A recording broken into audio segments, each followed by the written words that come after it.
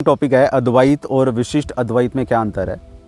पर इस टॉपिक को समझने के लिए हमें ये पता होना चाहिए कि अद्वैत क्या है, विशिष्ट अद्वैत क्या है। तो अद्वैत का अर्थ है अद्वैत मत, जो कि शंकराचार्य जी ने हमें दिया था। तो इस मत के अनुसार इस संसार में जो कुछ भी दिखाई दे रहा है वो नहीं है, वो भ्रम है। सिर्फ एक अद्वैत तत्व है। वो अद्वैत तत्व क्या है वो शंकराचार्य ने नहीं बताया, वो अनडिफाइंड है। वो कह रहे हैं कि वो ज्ञान है, बस एक कुछ भी नहीं है, बस ज्ञान है और कुछ भी नहीं है, ज्ञान के अलावा कुछ भी नहीं है। उसको अद्वैत मत कहा जाता है, जो ये कहते हैं कि संसार सब मिथ्या है, ब्रह्म सत्य जगत मिथ्या। वो ब्रह्म क्या है, वो भी ज्ञान है, एक ज्ञान का पुंज है। बस इस तरीके से शंकराचार्य ने डिफाइंड किया, तो ये अद्वैत मत है। और शंकराचार्य जी ने ये क्लेम किया है कि ये अद्वैत मत शास्त्रों का सार है, उपनिषदों का सार है, कि अद्वैत फिलॉसफी वो लेकर आए।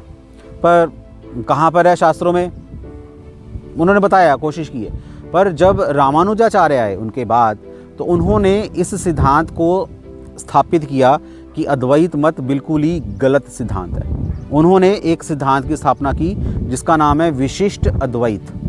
अब ये विशिष्ट अद्वैत क्या है कि शंकराचार्य ने तो बोला था ना कि इस संसार में कोई भी विशेषता नहीं है, उस अद्वैत में या जो उस परम सत्य में कोई भी विशेषता नहीं है, बस ये भ्रम की वजह से हमें ये संसार दिखाई दे रहा है। पर रामानुजाचार्य ने कहा कि ये कहना बिल्कुल गलत है कि उसमें कोई विशेषता नहीं है, उसमें विशेषता ही विशेषता है। तो कम से कम 5 विशेषताएं रामानुजाचार्य ने हमें बताई। वो 5 विशेषताएं क्या हैं?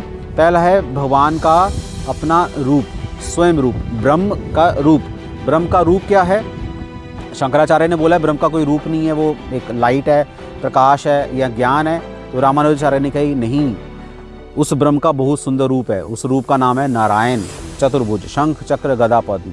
ये सो ब्यूटीफुल, उनका बहुत ही सुंदर रूप है। दूसरा क्या है?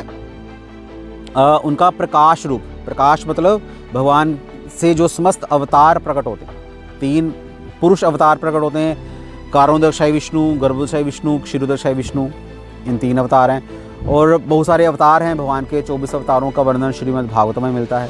ये भगवान की दूसरी विशेषता है।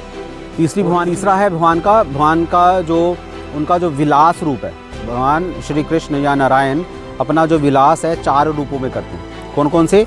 वासुदेव, संकर्षण, प्रद्युम्न, अनिरुद्ध। 3 विशेषताएं होगी।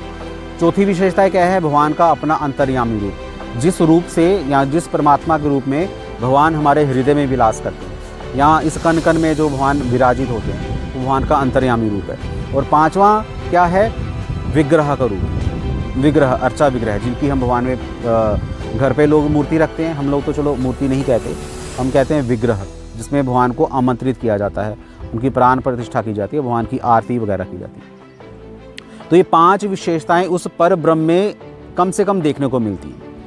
ये जो सिद्धांत है, इस सिद्धांत को बोला जाता है विशिष्ट अद्वैत, जो कि श्रीपाद रामानुजाचार्य ने इसको इंट्रोड्यूस किया, जो बिल्कुल ही अद्वैत सिद्धांत का खंडन करता है। इसलिए ये अद्वैत और विशिष्ट अद्वैत, अद्वैत का जो ब्रह्म है उसमें कोई विशेषता नहीं है, पर जो विशिष्ट अद्वैत का जो ब्रह्म है उसमें कम से कम 5 विशेषताएं हमें देखने को मिलती हैं, जो कि रामानुजाचार्य ने हमें दिखाई।